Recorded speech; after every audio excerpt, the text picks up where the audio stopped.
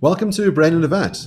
We are joined today by Justin Weinberg, who is the editor of Daily News and is based at the University of South Carolina. Justin, would you like to start with a thought experiment? I'm actually going to start with a real-world thought experiment. It involves a lesbian couple, women named Candy and Sharon, who about maybe 12 years ago or so, because they themselves are deaf, were interested in having a deaf child.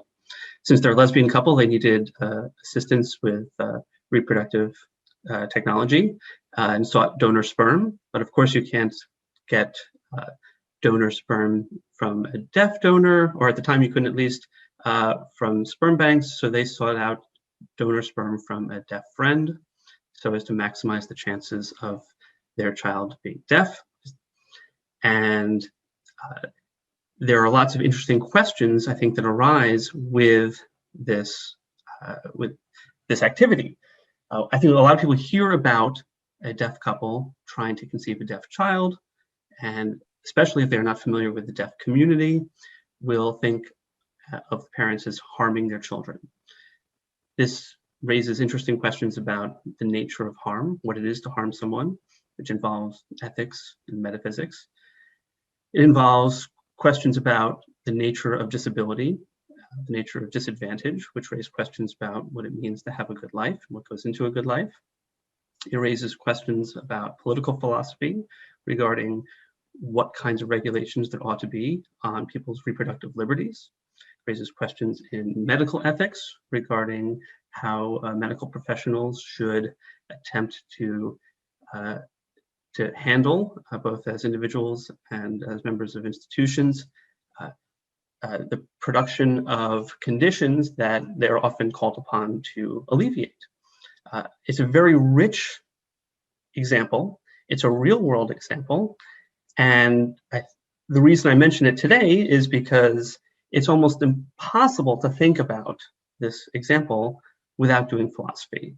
And being careful about our thoughts regarding this example is just one instance of how philosophy can be valuable to us. So what's interesting about the case is that it brings up all these different intuitions. So on the one hand, there's the sense of what is the right thing to do? What are the obligations of the parents? Do they owe any obligations to a being that doesn't yet exist? Is there anything wrong with being deaf? Is it a defect, or is it just being different? What about the benefits of being part of a community, like being a deaf community that speaks its own language, might have its own university, its own schools, and weighing these values up. And values aren't the kinds of things that we can see under a microscope. They're not the kinds of things that are in the domain of biologists or physicists. They seem to uniquely be in the realm of philosophy. So I wonder, how do we go about evaluating a case like this? What are the kinds of philosophical tools that are useful to try and determine what the right answer is, or what we can learn from the case? Well, I think one of the first tools at our disposal is questions. The case raises various questions, and merely enumerating what they are can be a form of clarifying our thoughts, but also a form of discovery. An example like that might prompt people to ask certain kinds of questions that they haven't explicitly asked themselves before, or questions that they've assumed have a certain kind of answer, that they've taken an answer for granted. So when I've presented this example to students over the years, and usually, initially, the students believe that Candy and Sharon, the mothers in this case, are doing something wrong by trying to have a deaf child. They think that what they've done is abrogate their responsibilities as parents and are harming their child. So I respond to this with the philosophical tool of asking them questions about it. So we might first say, okay, well, what are these obligations that a parent has? And So we can enumerate that, and then we can ask further questions. I mean, this is an old idea, goes back to Socrates and before, of investigation through questioning and learning to overturn the assumptions embedded in our thought through questions to find out what we might not be quite certain of there. So I think questions are the first tool.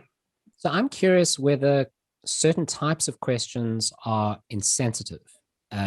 So suppose you go to those deaf parents and you say to them, well, why do you think it's okay to have a deaf child on purpose? Wouldn't a child be better off not being deaf? That's a question, and it may be seen as very offensive. In other words, it is immoral to even ask the question. And something that I've been criticized about as a philosopher, and I don't know if you've had this criticism, but something I've faced is the criticism that as a philosopher, I am perceiving things in an entirely logical fashion, whatever that means. I'm using a certain part of my brain, and I'm out of touch with the emotions of the person who I'm asking the question of. How do you feel about the moral obligations of the questioner? I don't think morality goes away. I don't think that's the way it operates. Morality, however you want to hash out its particular norms or even the meta-ethics of it, is the kind of thing that's incumbent upon us to some degree or another in almost all contexts, right? And what I mean by that is that we have moral reasons almost all the time whenever there's something moral at stake. The strength of those reasons might vary according to context, right? So you might have a moral reason not to ask a particular kind of question, but you might have countervailing reasons that are much stronger, right? So I think that's a better way to think about it. It's in terms of competing reasons and not whether there's morality or not. Because after all, right, one of the central topics in morality is the extent to which we can impose burdens on others or costs on others or harms on others. And I think we all agree that mental harms, emotional harms, psychological harms are in fact real harms. I think we all agree that it's possible for words to cause harm. They can cause distress in all sorts of kinds of contexts. And just as an ordinary human being navigating the world, we have to be aware of this. So does this mean you can't ask a question? Probably not, but it probably speaks a lot towards the kind of preparatory work you need to do in order to ask that question appropriately. Speaks to the wording, speaks to the additional context that you're going to provide as a questioner. And this is just part of being, I think, a decent human being. So to take your question, for example, we ask about this question, aren't you harming your child by making your child deaf? And indeed, that question seems to presuppose that it's bad to be deaf. And on some views, that is taken as a step in an argument towards saying that deaf people are valued less, and it can be seen as a demeaning kind of question. So that speaks to how we should frame this kind of question. I think it's quite clear that, and this is, I think, true even from the point of view of advocates of the disabled, that society as a whole is unsettled in its view about disability. And it's quite reasonable for questions to come up about making people who have certain disabilities. Even the very nature of disability, deafness itself is understood as a disability, but for the purposes of some certain laws and policies, and it's also not understood as a disability from a cultural point of view. So there's even some mixing going on there of perspectives. So when it's something like this, I think it's a legitimate question to ask, but it does speak to the need for sensitivity in asking it and contextualizing it in a way that doesn't insult people. So it seems to me that where you ask the question or where you apply philosophy matters. So if your best friend's father dies, and as he's sort of sobbing over the coffin, you say, "I wonder what happens to you after you die," and then you engage in a series of speculations about, whether his father is going to be burning in hell or cease to exist. You might think that's the wrong moment to be, philosophizing. It's the wrong time to ask that person those questions, given where they're at. But those might be very good questions to ask in a university setting, and that you might want to have much more freedom to kind of ask these unsettling, difficult questions in a classroom environment, where really what we're doing is saying we're taking all the emotion out of it, and our requirements for, let's say, sensitivity are lowered because we're trying to get to truth and we're trying to solve a problem. One of the interesting methods that may be used in this is you've given us a real world case, and we might want to start making tweaks to that case to see where our intuitions go, given that they're going to be a bit mixed. And so we might ask a couple of questions. The one might be to say, well, given that it's a lesbian couple, what if their preference was to have a girl? They say we want to sex select. So we're going to get a bunch of zygotes, and any of them that come out as boys, we're going to selectively abort. Or we want to have a lesbian girl. So we're going to pick donors that are gay because we think that there is some genetic role that is played with regards to sexual orientation, and we're going to select for this. Or we want a particular race of child, or a particular intelligence or athletic ability. And then we might start to think about what are the things that are inherently bad for you as a child. So imagine they said, we want a child who is going to be born with no arms and no legs because we think that would be quite unique, and we like the idea of having a unique child. We might start to say, well, that really pushes our intuitions about the kinds of things you can do to a being that you're bringing into existence. It's inherently bad for it to be born like that. On race, we might say, well, there's nothing inherently good or bad about a particular race, but you might live in a racist society. And so other people might treat their child very badly, and that may be a reason to pick the kind of race of kid that you have. So it seems like one of the beautiful things about philosophy is we can run these cases without having to run them in reality.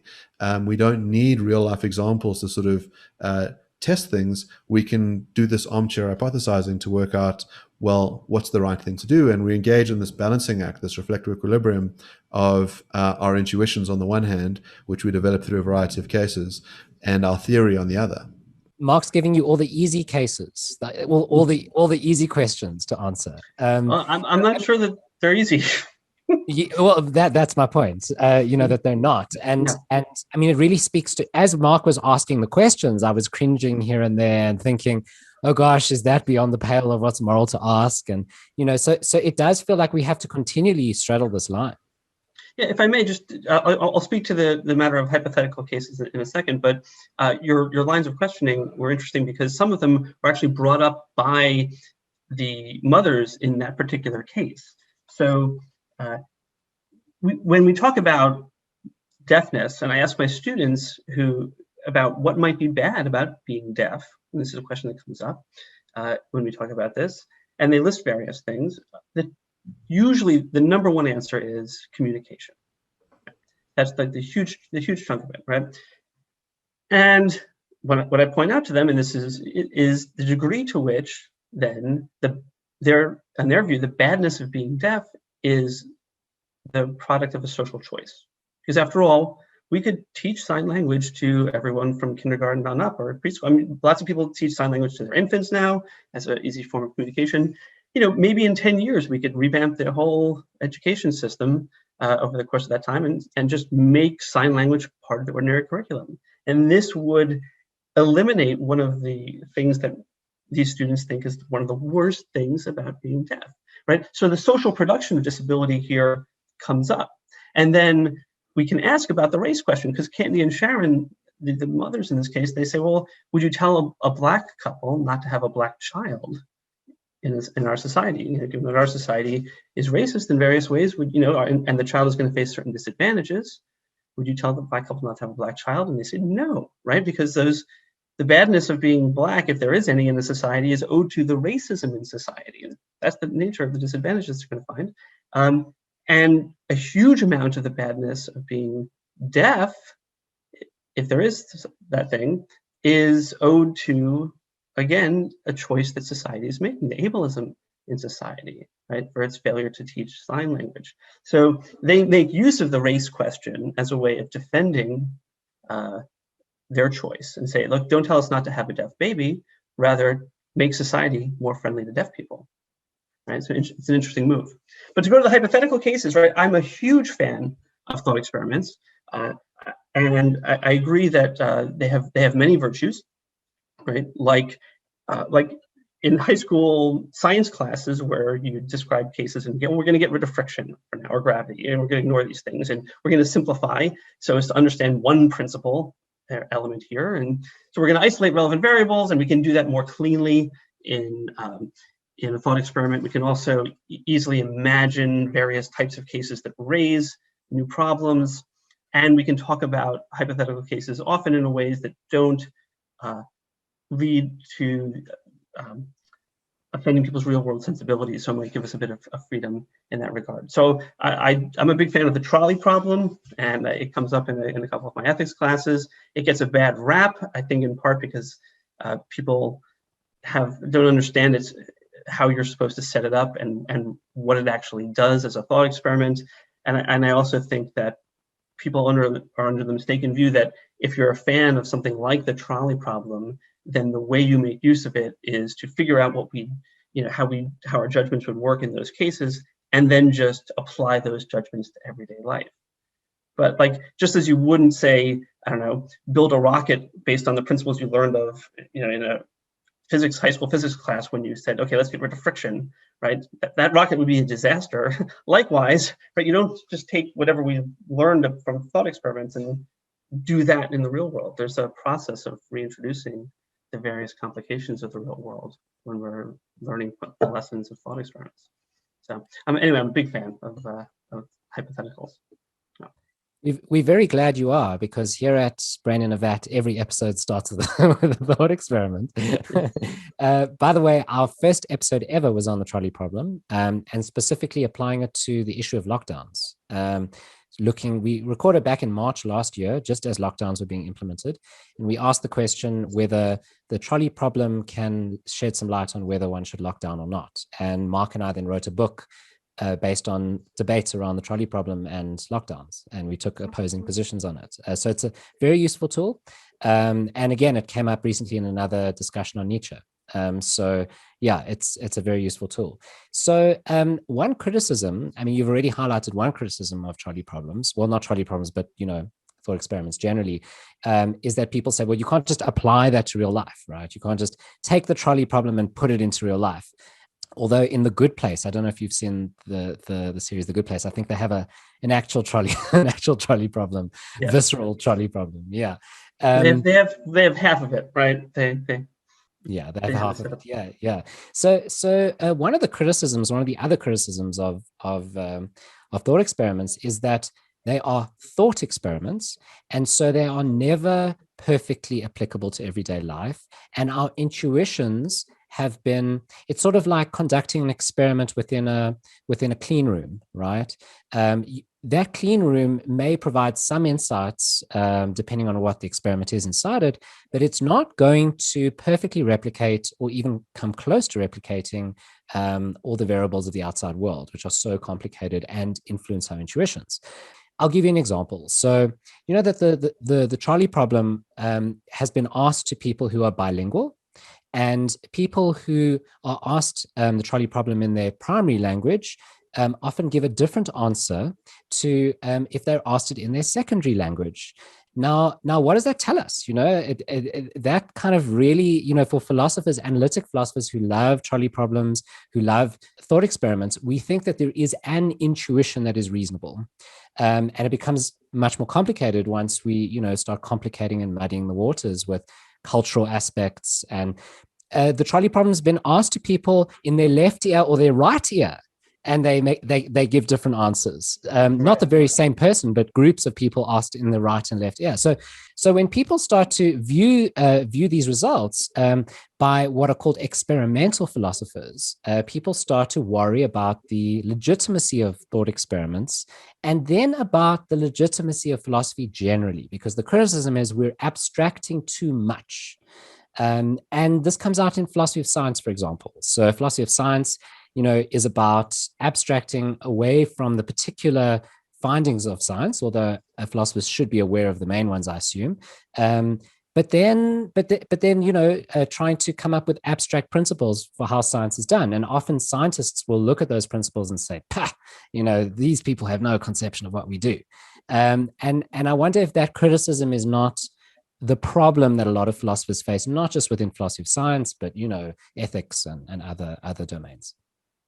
Okay, so I do think that those findings about the thought experiments that you rehearsed earlier about right ear versus left ear, or primary language versus secondary language, are very interesting. I mean, I've heard of some of these before, or not those, but order bias, for example, people giving different answers based on the order in which the thought experiments are presented to them. So one question has to do with, like, what do we think these thought experiments are going to actually generate for us? And the answer to that might be based on a background view of what you think philosophy in general is good at doing. So my view about this is that philosophy is much better at questions than it is at answers. Now, of course, to some extent, any answer can be reformulated as a question and vice versa. Like, we can do that, but I think there's enough of an ordinary sense of this distinction to work with here. So that is to say, so if you look at the history of philosophy over time, or if you look at, say, the results of surveys of philosophers, like the Phil Papers surveys, you will see a wide array of disagreement over positions and answers regarding various philosophical questions. What you see less of is disagreement over, that's an interesting philosophical question, or that's a philosophical question that's worth thinking about, right? So in fact, one of the ways in which I think philosophy is quite valuable is that it produces questions, and these are in a way markers for what we're uncertain about or what we're unknown. And in this way, philosophy is this project of mapping what we don't know. And like the production of any other kind of map, it's a form of knowledge production, right? So I think that philosophy is really good at the questions. So when thought experiments are put towards the purpose of generating an answer to a question. So if you take the bystander version of the part of the trolley problem, where, okay, this trolley is going down the tracks, you're standing by, you can pull the lever to save the 5, but you'll kill the 1. What should you do, right? If the point of presenting that is to get what you should do out of that, like an answer along those lines, well, I'm not so sure that by itself is all that valuable, and that we should put that much stock in the answer we come to that. What's interesting to me about the trolley problem is that it points out that there are certain cases in which we say one kind of thing usually, and we can make other kinds of cases that have lots of surface level similarities, maybe even morally relevant similarities, but come to a different judgment, right? So in a way, like it's its own version of the problem, right? You say in one ear, it's one answer, another ear, a different answer. Well, here's two cases, they seem morally identical, but they're very just slightly different. You get one answer here, one answer there. And then, so now we're faced with this problem, this question. Why do we disagree about what we're supposed to be doing in these cases? And that's a question that I think we're going to, and that's what's valuable to me about the trolley problem, is that it points to this question that we don't know quite how to balance these competing concerns in ethics here, for that example. Now, it's true that coming to that conclusion that there's a question there depends on enough people giving certain kinds of answers to these kinds of problems and having intuitions. But the fact that some of those answers are produced through seemingly arbitrary causes, it would be something to learn, right? It's actually a finding that we can make use of in our investigation as to why we disagree. Maybe it's arbitrary all the way down, right? And that would be something to learn. Some people think that, the fact you're pulling a switch or pushing someone off a bridge is arbitrary, right? So is it? Anyway, I guess the point is that I agree that there's lots of irrelevant factors that can go into an answer to a philosophical question or a thought experiment question, and bringing together the ways in which those various answers influenced by these various factors might be inconsistent or not fit together well, or what they might tell us about other problems is the real interest there, not what are we going to do, what ought we to do in this case. I think you're right to point out that philosophy has a rich history of asking difficult questions. I think it does generate a lot of answers, but those answers seem different to the kinds of answers produced by other fields. So, for example, if you ask an historian, when did World War I start, you are going to get a particular answer, and it is a correct answer. There is only one answer that you could have, the particular day when X country signed, a war with another country. Maybe you have some ambiguity with some things. There'll be a range estimate. If we ask how many ping pong balls can we put into a classroom, there's an outcome that you can get. There's some fact of the matter. But in philosophy, when we're talking about value, it seems that what we're going to have are a variety of answers that are produced, and it depends on some underlying framework. So, when you ask about what your obligations are in a certain sense, it depends whether you think the moral value is to do that which is virtuous, to do that which upholds rights, to do that which maximizes pleasure, to do that which upholds agreements, and they might generate totally different answers.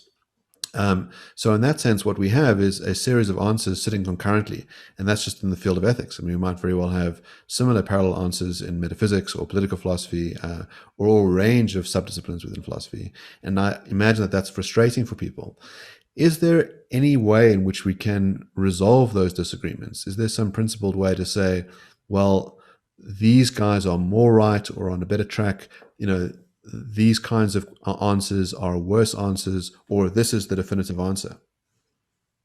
Okay, so that's a great question. I do want to hang a few question marks on some of the comparisons you made to other disciplines there, because I think history is full of value judgments and the kinds of projects that historians undertake about what we're drawing attention to as important or significant in an era, or what we're drawing attention to as a certain kind of cause or a certain kind of development. These are rife with value judgments about that infuse historical research.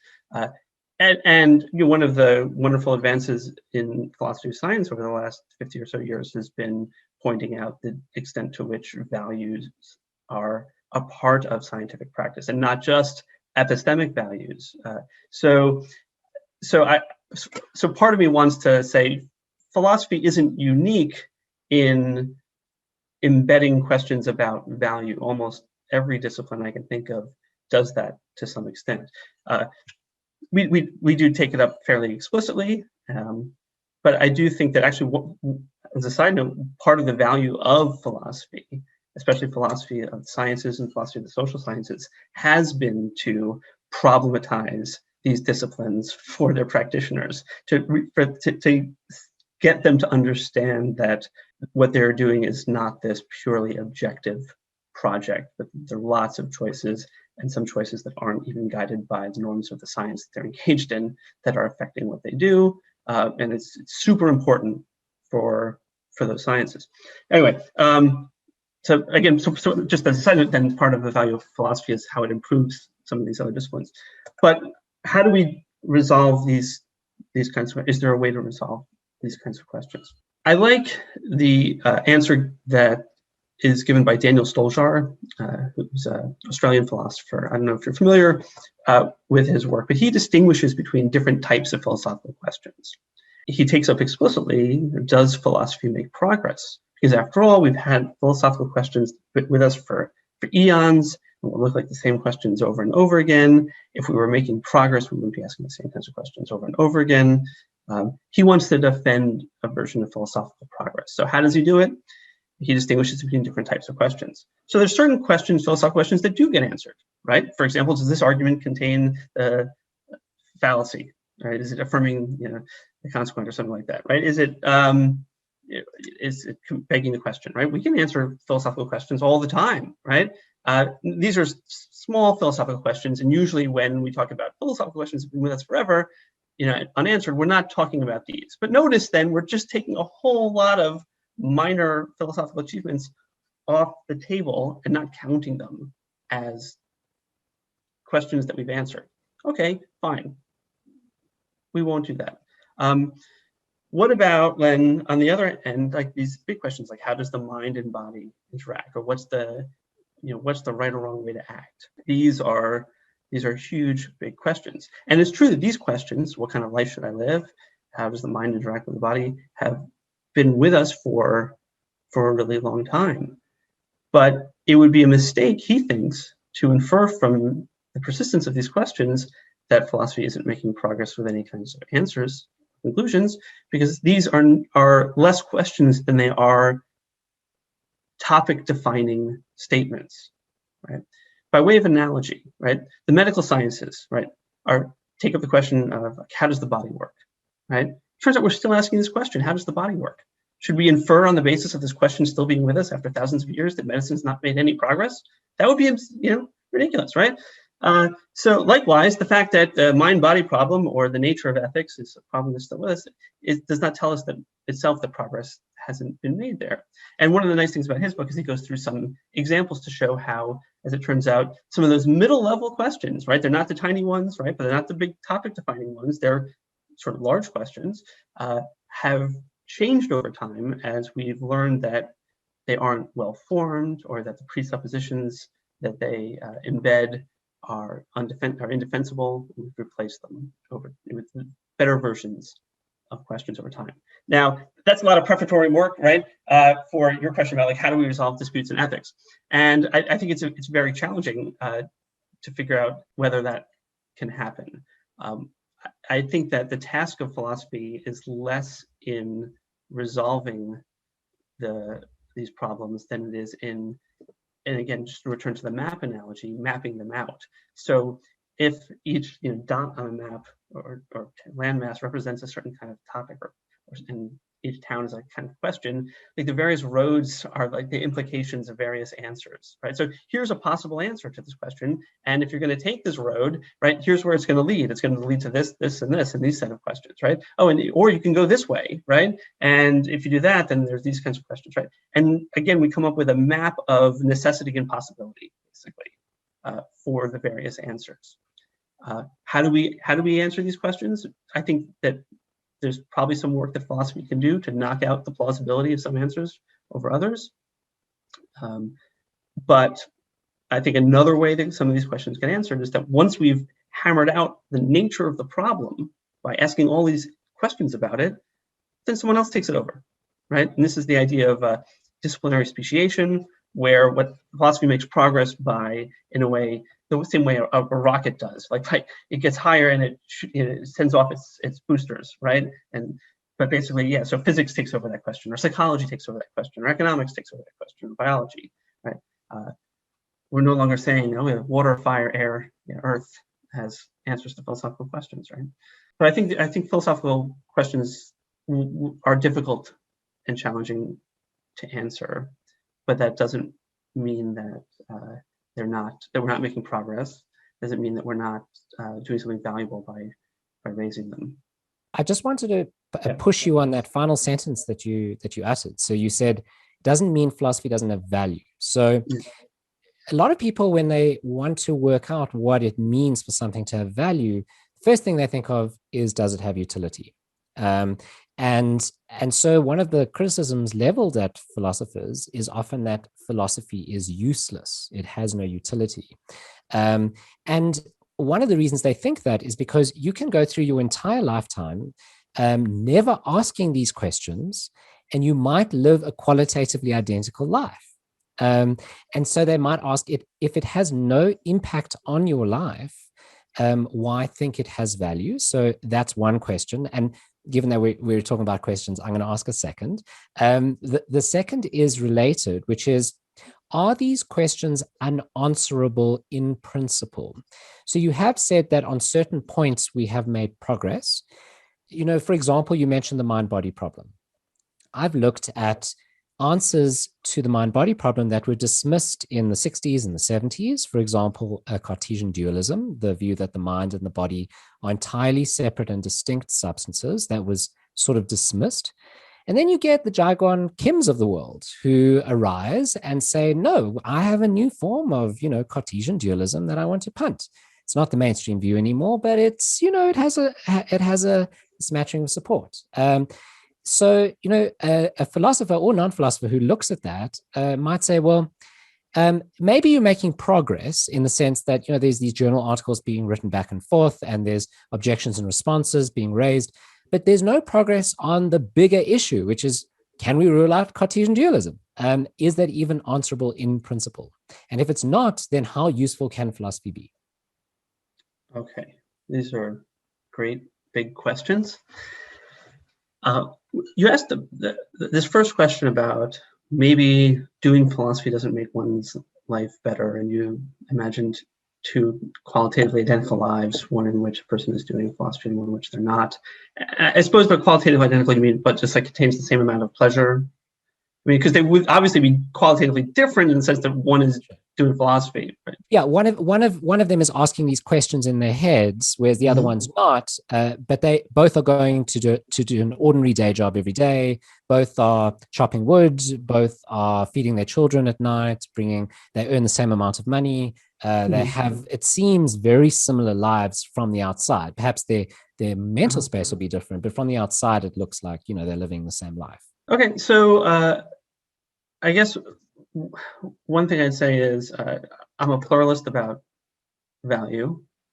I think there are lots of different ways that people might live good lives, and a lot of that, and there's a lot of variability, and I think we're learning more and more about that as time goes on. So if it's the case that someone can have a perfectly good life without doing any philosophy, if you're a pluralist about value like I am, that's not enough to show that there isn't value in doing philosophy. Right? There might be perfectly other good ways about doing philosophy. It doesn't have to always be the kind of thing that makes someone's life better, right? There might be, for various people, other ways of life that don't involve philosophy that give them a better life. Right? So I think that's totally fine. So I think that a lot of what, if you want to see like what's the use of philosophy, you asked. I think that a lot of, here's one thing. A lot of the cultural products I enjoy, and I don't think I enjoy them simply because I am a philosopher, are clearly influenced by philosophy. Right? So, for example, one of my favorite television shows of recent years is Westworld. Have you watched it? Right? It's a extraordinarily philosophically rich show, and I think it was very much clearly informed, especially in the first season, with ideas regarding philosophy of mind, and I think that. So its production itself, I think, was influenced by philosophy, but also my ability to extract pleasure from it is also influenced by my familiarity with philosophical questions, my appreciation of that. So, and of course, that's just a television show. Plenty of art, music, film, literature over the years has been something that has been inspired by, or motivated by, and enriched by philosophy. So, to the extent to which you think cultural products have made people's lives better, and philosophical ones can sometimes be good, then that's one way in which philosophy has been valuable. I also think that there's a sense in which people like to take responsibility for their thoughts, or appreciate at least the idea of taking responsibility for their thoughts, in the sense of not just mindlessly accepting what goes on around them. I guess this would be a way of appreciating individuality. And you're certainly not going to get individuality by just doing what everyone else says. You might not be guaranteed individuality by thinking things through on your own, but it's certainly more likely to get in that general direction. And philosophy gives people the tools and the exposure to investigate their thoughts, to figure out whether they're well founded, and to see whether they can defend them and justify them, whether they have reasons, even if they don't have reasons all the way down, right? That they have some reasons for thinking what they do. most of us want to be thought of as a thoughtful person and want that to be a true thought about us, right? So, yeah, philosophy is one way of being a thoughtful person. So if you think thoughtfulness makes your life better, then that's another thing, which way in which philosophy can help. I mean, I often, not often, but occasionally I'll get a student who says the following: I didn't even know we could ask that. For some people, right, depending on the kinds of lives they've had, can open up intellectual and imaginative doors for them that they did not know existed. That they worked through life, certain things just had to be the case, or they took for granted, didn't even know you could hang a question mark on them. And philosophy can do that and change people's lives in important ways. So yeah, I think these are all sorts of ways in which philosophy can be of personal value to people. Now, as for your other question about its the unanswerability of philosophy, do I think philosophical questions are in principle unanswerable? No. As I said before, I think lots of philosophical questions are answerable. Some of them might be kind of small scale, right? I think that we can show whether certain arguments that are the bases of various theories work or don't work, and that's a kind of philosophical progress, just in the same way that some theory of virology can have traction for a while and then be shown not to account for some kind of evidence and be put on the shelf, and then something sort of similar to it might pop up, 10 years later. I don't know if this actually happens, but it doesn't seem implausible to me that, oh, it turns out if we tweak this theory in a certain way, it can deal with this, and we didn't know that at the time, right? And so, I don't think that the repetition of types of theories is enough of evidence to suggest that we're not making progress. After all, if a later version of the mind-body problem isn't susceptible to the same problems that an earlier version is, then at least in the domain of those types of theories, we've made some kind of progress, right? There's no longer this objection you can raise against it. All right, that's one thing. But again, right, and this goes back to something earlier I've said, I do think that the real kind of value that philosophy brings to the table is the identification and mapping of what it is we don't know. Like certainly we want answers to various questions. We want to learn things about the universe, about our lives, about the world, about our self-understanding. But one thing we need to know to do that, some of the times at least, is what we don't know. And we're not often really good at figuring out what it is we don't know. But philosophy is really good at that. Philosophy is so good at figuring out what it is we don't know, because philosophers will take an ordinary question like, is morality real or not, right? And we'll show that to properly answer that question, there's about 100 other questions of much more specific that no ordinary person would ever have thought to ask. Semantic properties or non-natural properties, blah, blah, blah. Like all these things like later on down the road, right? That we can talk about the possibility of what kinds of, if moral facts are facts, in virtue of what are they facts, right? What kinds of, anyway, so now we have a map to this territory of the reality of morality that we didn't have before, right? How can that not be a form of intellectual achievement, a form of knowledge production, right? That's a great answer. And by the way, I'm playing the role of the skeptic here, but I am a philosopher and I co-host the show with Mark, so I strongly believe in the value of philosophy. And I think your answers are great answers. Thanks. So thus far, we've sort of assumed that we're talking about a particular branch of philosophy, namely analytic philosophy. And I wonder if continental philosophy should be spoken about in the same way. Often I think the public view on philosophy is the continental type. If you go to a bookstore, you're often going to see books by Foucault and Derrida, the kind of house brand name philosophers that academic analytic philosophers often don't take very seriously, partly because they aren't doing the virtuous things that you talk about, like providing clarity and mapping knowledge. Instead, what they're doing is throwing up dust, creating obfuscation. It does seem that there are some people who are engaged in a project of trying to say, well, maybe some of those continental guys, even though they write in this obfuscatory style, they might have been asking some interesting questions. And maybe there's a way to reconstitute what they've done in a way that can be understood by analytics. So you have movements to sort of try and take the value of continental work, often asking questions around, let's say, the meaning of life or something like that. You've got philosophers like David Benatar and Thad Metz saying, well, let's see if we can make sense of this in analytic fashion. Have I characterized the distinction between the two kind of camps fairly? Do you think that continental philosophy has got a greater role to play, or do you think we shouldn't even be calling it philosophy at all? I was trained largely as a graduate student in the analytic tradition, though my undergraduate experience was at a very continental department. And Georgetown, where I went as a grad student, does have a mix of continental and analytic philosophers there. But I'm definitely, if you ask like what my philosophy style is, more in the analytic camp. But I don't think that I'm not too convinced by this idea that all of the virtues lie with the analytic style, and that what we get largely from continental philosophers is obfuscation and things like that. There's certainly some of that there, but there's also a certain lack of clarity of a different kind sometimes in analytic philosophy when it comes to needless technicalities or the use of jargon, or the pursuit of questions that arise only at the tail end of some Baroque curlicue of some philosophical debate that really have no bearing on anything. And so it's all of this highly technical work about something that isn't going to make a difference one way or another. You might think that's needless complications too.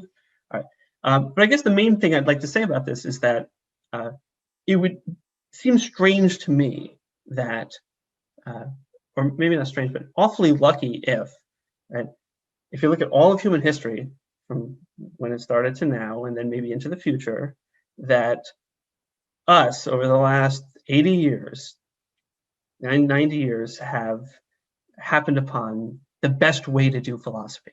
Somehow, luckily for us, we happen to be alive right now during this brief period of time when philosophy has taken this style. Because I mean, analytic philosophy is an invention of the 20th century.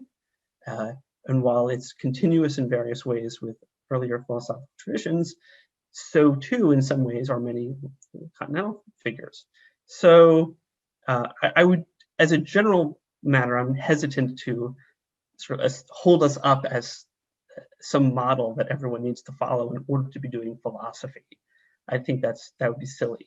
I also am not sure that there aren't other ways to do philosophy. Now, I tell a story about the value of philosophy that, as you correctly note, relies on clarifying questions and providing definitions and talking about what's possible and what's necessary and things like that. And those are very much analytic style tools. But I wouldn't be surprised if someone who was more invested in the continental framework couldn't themselves produce a similar kind of story about the value of continental philosophy. Maybe map isn't the kind of analogy that they would help themselves to, but maybe the kind of mess you make when you destroy something or dig something up, right? And if we want to stick with a kind of what they would probably assume is an insulting analogy of a kind of messiness that you ascribed to continental philosophy.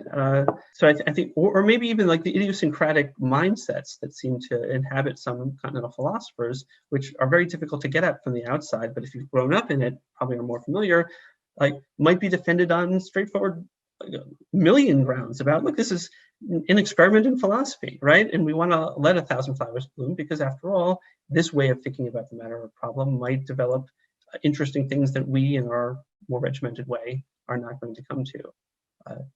So there's that. And I'm also, a fan of various analyses of this distinction in the first place that speak to it being largely a sociological divide rather than much of a substantive one. Bill Blattner has a nice essay